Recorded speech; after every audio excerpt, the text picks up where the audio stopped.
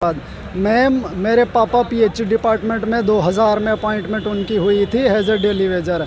तो 18 साल उन्होंने डिपार्टमेंट को दिए। दौरान ड्यूटी वो पहाड़ी से फिसलते हैं और उनकी डेथ हो जाती है। लेकिन आज तक हमें डिपार्टमेंट की तरफ से कोई ये क्या बोलते हैं जस्टिस नहीं मिला। कहता हूँ अगर एक देश के सिपाही को शहीद का दर्जा दिया जाता है, उसी तरह से मेरे पापा ने और मेरे पता नहीं कितने साथी हैं, लगभग 150 लड़के हैं जिनके फादर्स की डेथ हो गई है, उनको भी शहीद का दर्जा दिया जाए, क्योंकि उन्होंने वतन के लिए, उन्होंने राष्ट्र के लिए, उन्होंने अपने देश के लिए काम किया है। तो हमें उनकी जगह भले डेली वेजर ही सही, लेकिन हमें एडजस्ट किया जाए ताकि उन्होंने जो अपनी जवानी डिपार्टमेंट को दी है, वतन को दी है, उसका हमें फल मिले। आप कुछ काम करते हैं? मैं अभी अनएम्प्लॉयड हूँ, ग्रेजुएशन करके घर में बैठा हूँ और आगे मैं ग्रेजुएशन मुश्किल से कर पाया। ऐसी हालत होगी घर की, पापा की डेथ के बाद आगे मैं अपनी पढ़ाई भी कंटिन्यू नहीं कर पाया। तो हमारी बहुत ही खस्ता हालत है। लिहाजा परिवार में कितने लोग हैं? मेरी मम्मी है, मेरे 2 भाई और मैं हूँ।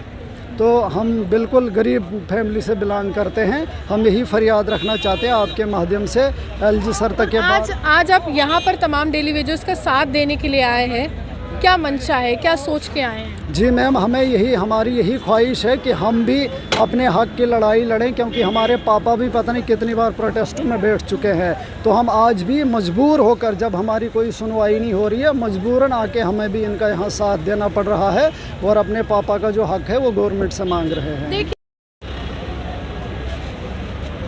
ड्यूटी के दौरान मैंने अपने पिता को खोया है, ऐसा तिलक राज जी का कहना है, और ये भी कह रहे हैं कि आखिरकार ये कौन से अच्छे दिन है जहां पर मेरे पिता की मृत्यु हुई और प्रशासन की तरफ से कुछ भी सांत्वना के भाव नहीं नजर आए, कुछ भी कंपनसेशन नहीं नजर आया और उनके स्थान पर मुझे नौकरी भी नहीं मिली। तिलक जी मेरे साथ हैं, इनसे जानने की कोशिश करेंगे कि पीएचडी डेली वेजर जो किश्तवाड़ की दुर्गम पहाड़ियों में काम करता है, उसकी ज़िंदगी कैसी है। आपसे मैं जानना चाहूँगी क्या हुआ, क्या था उस समय?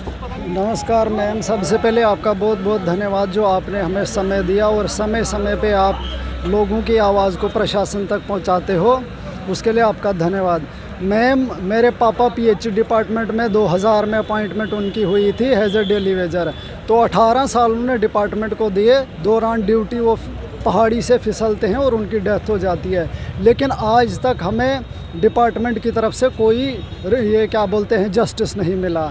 तो मैं आपके माध्यम से मौजूदा एलजी सर से और हमारे देश के प्रधानमंत्री माननीय मोदी जी से और हमारे रविंदर रैना जो भाजपा के हैं, उनसे निवेदन करना चाहता हूं, जो कि डेली वेजर कमेटी के मेंबर भी हैं।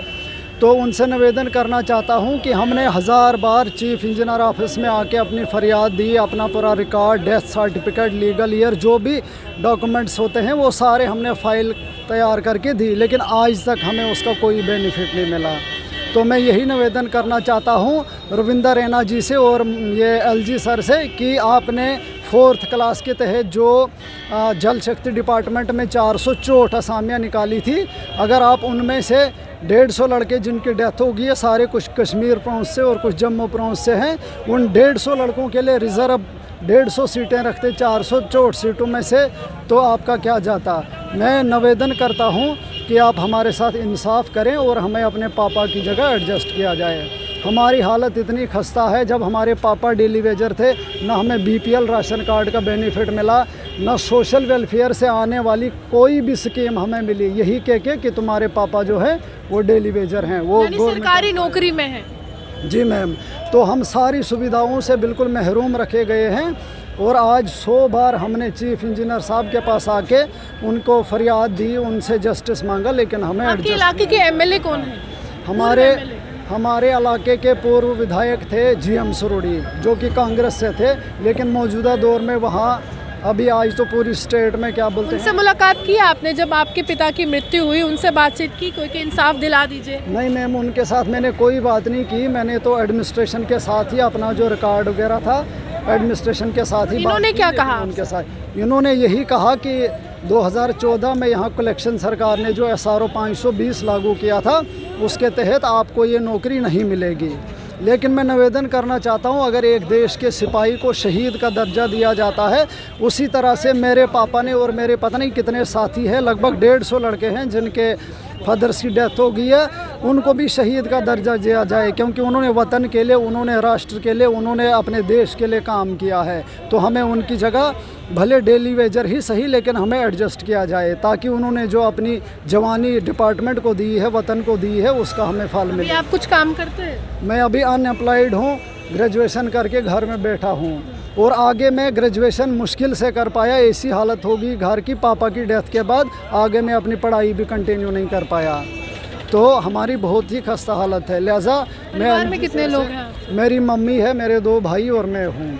तो हम बिल्कुल गरीब फैमिली से बिलोंग करते हैं। हम यही फरियाद रखना चाहते हैं आपके माध्यम से एलजी सर तक के आज आप यहाँ पर तमाम डेली वेजर्स का साथ देने के लिए आए हैं, क्या मंशा है, क्या सोच के आए हैं? जी मैम, हमारी यही ख्वाहिश है कि हम भी अपने हक की लड़ाई लड़ें, क्योंकि हमारे पापा भी पता नहीं कितनी बार प्रोटेस्टों में बैठ चुके हैं। तो हम आज भी मजबूर होकर, जब हमारी कोई सुनवाई नहीं हो रही है, मजबूरन आके हमें भी इनका यहाँ साथ देना पड़ रहा है, और अपने पापा का जो हक है वो गवर्नमेंट से मांग रहे हैं। देखिए, मैं अपने पिता का हक जो है वो सरकार से मांग रहा हूँ, जम्मू कश्मीर प्रशासन से मांग रहा हूँ, क्योंकि उम्मीद की पहली किरण जो है वो प्रशासन ही होता है। इसलिए नेता का दरवाज़ा नहीं खटखटाया गया है, दरवाज़ा खटखटाया गया है चीफ इंजीनियर यहाँ पे। आप यूँ हमारे साथ बने रहिए, देखते हुए जम्मू से।